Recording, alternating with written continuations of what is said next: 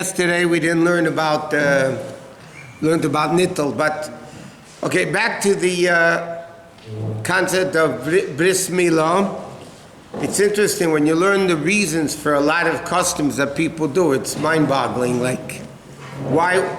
We know we do things, but why do we do them? And when you know the reason, it makes so much more sense. Okay, so you finished the bris. That's what we discussed. That's what we're up to now. So after the bris, after the cutting, so then you have what's called the brachas and the kriyas shem. You make a break, you fill up a cut, and then you have one or two people holding the baby, because there's the bracha and the naming. So sometimes you can have the same person holding it for both, or you can switch off in the middle if you need to give more honors. So you have a person holding the baby. It's called sandik mu'umid, like we said the other day, because it's called the standing sandik. The sandik that holds the baby during the bris is sitting. This guy holding the baby now is standing. So they're called sandik mu'umad, the standing one. So you make a brei pri agafen, and then you make the bracha shekiddush did mi batim lechayt b'shei risam, and that whole bracha. Now it's interesting, the poskim point out that the bracha brei pri agafen is not mentioned anywhere in the Gemara by a bris. It just says the bracha shekiddush did mi batim. So where does this custom of saying brei pri agafen from? So to bring it down, it actually came from the Gaonim, the era after the Gemara. Rabbi Yodoig, Rav Shrir Gaon, they made also just say by Sheva brachas, by a chosin and kala under the chuppah, you make brei pri agafen. Why? Because brei pri agafen is bracha of siyayim, makes you happy. It's a festive thing. So they instituted by a bris milah. You should also do brei pri agafen. It's a festive. It's a very holy thing. So therefore he says, whatever, but the bottom line is you make a brei pri agafen, even though it's not mentioned in the Gemara, because it's a festive thing. Then you make the bracha shekiddush did mi beten, and then you have the naming. But before we go there, it's an interesting thing. Ashkenazim don't do it, but Sephardic people do it. That before I don't know if it's after brei pri agafen, before they make a bracha on psamim, right? They're very atzip psamim, izbei psamim. They make a bracha on the psamim. Ashkenazic Jews don't do it, but Sephardic Jews do it. What's the reason for that? Why? How does that get to a bris milah? So they bring down very interesting reading. Shvili Alek, it says, because it says in the Medrash as following: when Avram Avinu circumcised his household, at the end of Parshas Lech Lecha, so he made a pile of the foreskins. There's a lot of people in his house. He had a lot of servants, everybody. So he made a pile of foreskins. The sun shined upon them, and they started getting wormy. And the smell, this is what it says in the Medrash, the smell went up to Hashem, k'kteirus hasamim, like the k'teirus of the spices, incense of the spices in the Bais Din. So HaKadosh Baruch Hashem said that when the Jews come to have sin, I'm going to remember that smell that I smelled when Avram Avinu made the bris. I'm going to awaken mercy upon them. That's one reason. Another reason is one second. The other reason is a very interesting reason. The Gemara says in Sanhedrin, there was a time, like in the Hanukkah time, they banned doing bris milah. But the Jews still did bris milah, right? They still did in hiding. So how did they notify people of a bris milah? So it says what they used to do. They used to they used to make spices, the smell of spices, that people walked in the street, they knew it was, they smelled the spices, they knew it was a bris. So because of that, we do it by a bris milah. That's the reason why the Sephardim don't do it. But why Sephardim do it? Ashkenazim don't do it. What? Rob said that the first reason is because Hashem smells and smell that smell of the, yeah. Every time the Jews do the Avera, what? And he says, Amar HaKadosh Baruch Hu, Hashem says, when the children of Avram, meaning, are going to come to do Averis, I need not naskilem eisir reach. I'm going to remember before me this smell. U'mismala aleim rachmim, I'm going to have mercy upon them. So because of that, it's connected to a bris milah. Okay, so then, there's a very interesting, different customs like everything else in this religion. We have a lot of different customs. Let's say there's one guy making the bracha and a different guy naming. Okay? So the guy that's saying the bracha said, Brit Agafen, and he said the bracha, Shei Kiddush, she did me better. Then the second guy takes the cup and says, Elokeinu v'Elokei Aviseinu, until the end. Now who drinks the wine? Who should drink the wine, and when do they drink the wine? So there's different customs. Some people drink it at the end of the naming. All the way when the naming is done, either the guy that's holding it or the guy that made the bracha, Beit Agafen, will go and drink it. Some people, as soon as they finish the bracha, Shekiddush, after the end of that bracha, then they'll drink the wine. They'll take a small sip and then they'll give it to the person. There's different customs. Some people say that really, in the middle of that naming of the bracha, after you give the name, so you say, Va'emer lach b'damaya chayi, Va'emer lach b'damaya chayi.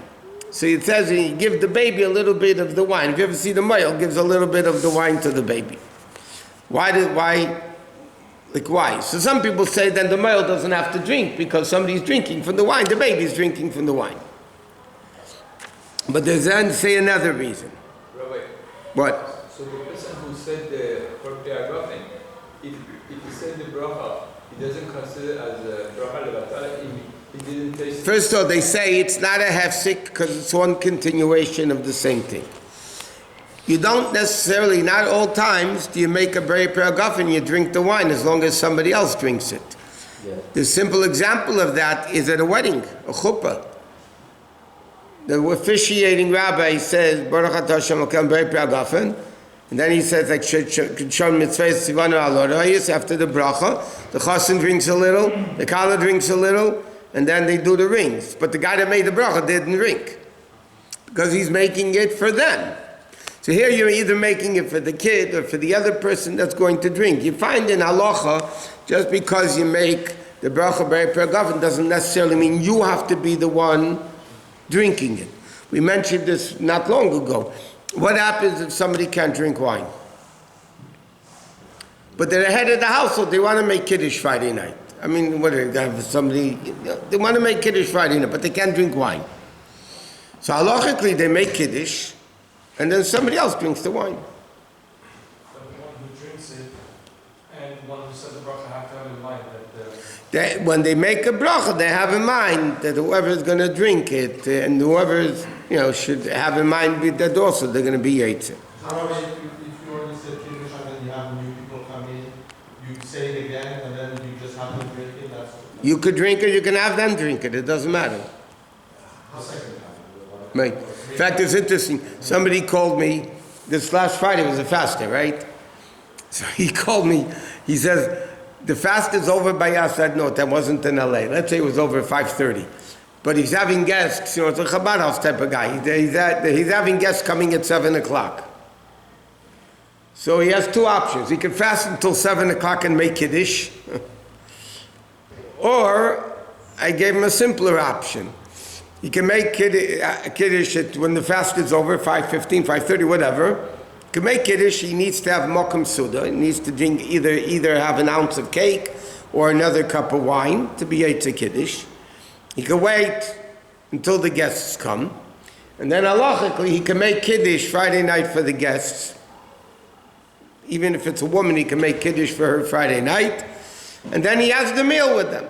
He says the bracha, but he gives it to them. He can drink the wine or he can give it to them. Doesn't matter. Either way, it doesn't matter. Make bracha for that, then he can... Yeah, whatever. What? At the bris, is it an amount that person has to drink, the one that drinks? No. He doesn't have to drink. All he does is have to drink a drop because he made the bracha Beit Agafen. Some people say, when the baby drinks, the Mariachim will soon see the reason. It's a very interesting reason. It's also nobody else has to drink. The minig is one of the people drink. But you don't have to, no. What?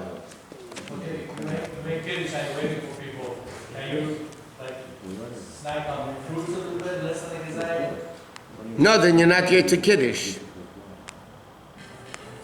When we do it by Rosh Hashanah, we have food. Yeah, but that's because you're right away going to wash. But how long a time is it going to be? An hour? Or 2 minutes? No. Rabbi, So- can you drink cognac? 1 second. Now, why do you give the baby the drink at the bris milah? It's a very interesting reason. So they bring down like this. It says in the Medrash that when the Jews sinned in the Egel, so Hashem said, Simu ish chabeya yerechei. Hashem told Moshe Rabbeinu, tell the Jews, Levi, tribe of Levi, take a sword and kill out all the Jews that worship the golden calf. So it says over there in the Medrash like this. Moshe gave a bris to all those people that were going to get killed. Aaron Perea, Aaron did the priya, this, like we learned, the second layer of the skin that he pushed back on them. And Yeshua Mashka Oisam offered a egel, and he took the offer of the egel. Meaning like this. It says, Rashi quotes this in the Gemara, that when by the egel, Moshe Rabbeinu gave the people like a saita, is given the water to drink. If she's innocent, she's blessed. If she's guilty, her stomach bursts open. So Rashi said they did the same thing by the egel. How did they know who sinned in the egel? They gave everybody the saita waters. Whoever was innocent it was good, and whoever was guilty died. There's different ways of killing people. So it says they gave him to drink. So over there was also bris milah. Moshe Rabbeinu circumcised everybody, and then they gave him to drink. So here we're giving that drink caused them to die by the egel. Here we're saying, but the Chayi, this drinking though is for life. That's one reason. Another reason is because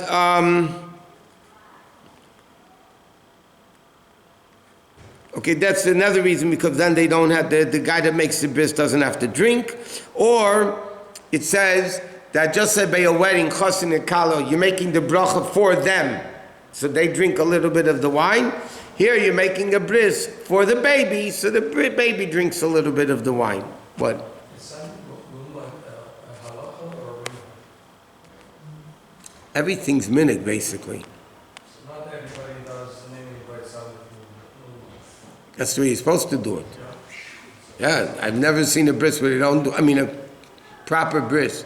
What? By Pesach also, we say Kiddush, and then we have other things like sacrifice. Yeah, you ask a very good question. How do you have Kiddush Makom Sudan Pesach? Okay? So there's a lot of it, not a lot, believe it or not too many poskim talk about it. Seemingly such an obvious question, and yet not too many poskim talk about it. Kiddush has to be b'makom seuda. If you don't eat right away, you're not yet to Kiddush. Yeah, at Pesach, you make Kiddush, and then you go into the whole Haggadah for 2-3 hours, and then you go wash for the mat. So where do you have the meal for the Kiddush? So the same. So some poskim write that according to many opinions, if you drink a whole cup of wine, even 1 cup of wine, but the whole cup of wine, you're yaitz Kiddush Makom Suda. So therefore, when you drink by us, we drink the whole cup by Pesach. We try to drink the whole cup, so you yaitz Kiddush Makom Suda like that. Other poskim say, like you said, the matzah in front of you, it's all part of the process. So because it's part of the process that the Torah makes, so it's called Kiddush Makom Suda. That's not, yeah. The second Kiddush that is really the Kiddush that's followed by Hamotzi, is it not? The second one's not Kiddush, it's just by Piyagafa. Second cup of wine. Right. And not everybody makes the second bracha on the second cup of wine. Sfardim don't. Ashkenazim do. According to many opinions in halacha, and that's what the Sfardim do, why should they make a separate cup on Bari Piyagafa? They already have from Kiddush. Milah, the third cup is after Birchat HaMazon, so then you have to make a new Bari Piyagafa. The pearl, we Ashkenazim make a bracha on each cup. Machat shinazum, ma'isum, ma'achavevo, ma'in, kim shvalag, al teiro,